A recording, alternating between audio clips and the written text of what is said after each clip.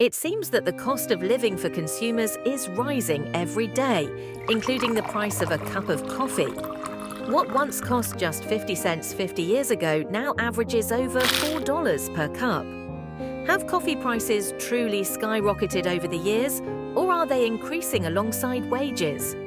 Or is it a matter of corporate greed?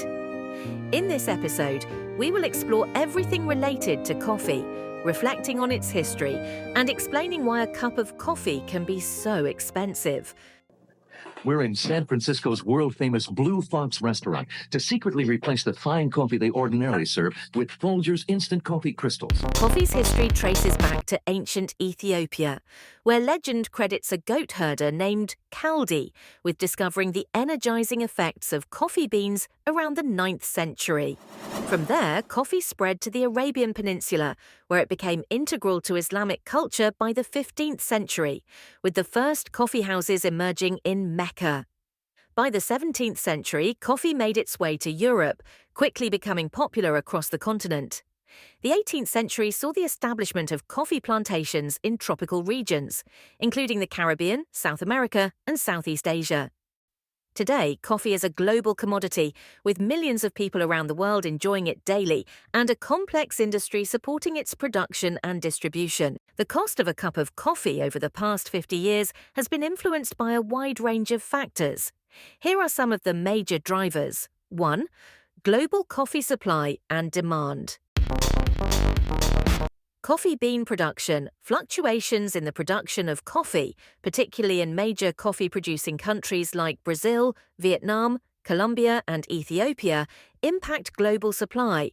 Weather conditions, natural disasters, and crop diseases, for example, coffee rust, can reduce supply and push up prices. Demand changes. Rising global demand, especially as coffee consumption increased in non-traditional markets, like China and India, put upward pressure on prices. 2. Price of raw coffee beans.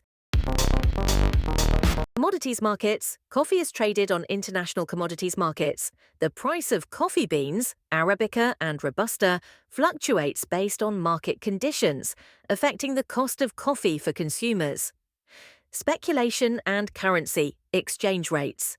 Speculation by investors in the coffee futures market, along with changes in currency exchange rates, particularly for countries like Brazil, can cause price volatility. 3.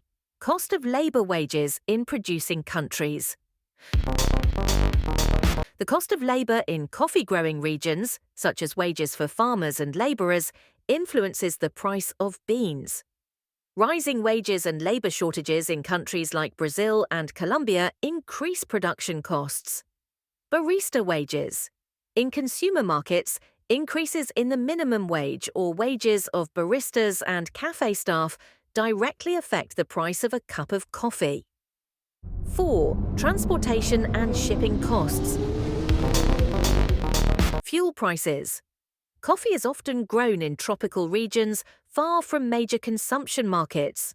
Rising transportation costs, particularly due to fuel prices, can lead to higher coffee prices. Global shipping disruptions, events like port delays, logistical bottlenecks, or shipping container shortages. 5. Inflation over the decades.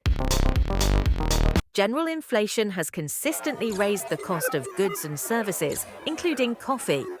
The average inflation rate adds a cumulative effect to coffee prices. 6. Political and economic factors. Trade policies and tariffs. Changes in trade policies between coffee-growing nations and importing countries, such as tariffs, can impact costs. Currency devaluation. If the currency of a coffee-producing country loses value, the local cost of production rises, which can push up export prices. 7. Environmental factors. Climate change, extreme weather events, droughts or floods affect coffee yields. Changes in climate patterns have been shown to impact coffee-growing regions, particularly in South America and Africa. Deforestation and sustainability efforts. The push for sustainable farming practices, organic certification, and eco-friendly sourcing adds to production costs, which are often passed on to consumers. 8. Retail and cafe pricing strategies. Premiumization of coffee. The rise of specialty coffee shops like Starbucks and independent cafes has led to higher-priced coffee, as consumers are willing to pay more for quality, ethical sourcing, and better service. Marketing and branding, premium brands, and the experience factor of certain coffee shops add to the cost, as consumers pay for more than just the coffee but also the ambience and perceived quality. 9. Technological advancements. Farming technology. Improvements in coffee cultivation technology can reduce the cost of production, although adoption of these technologies varies by region. Brewing technology.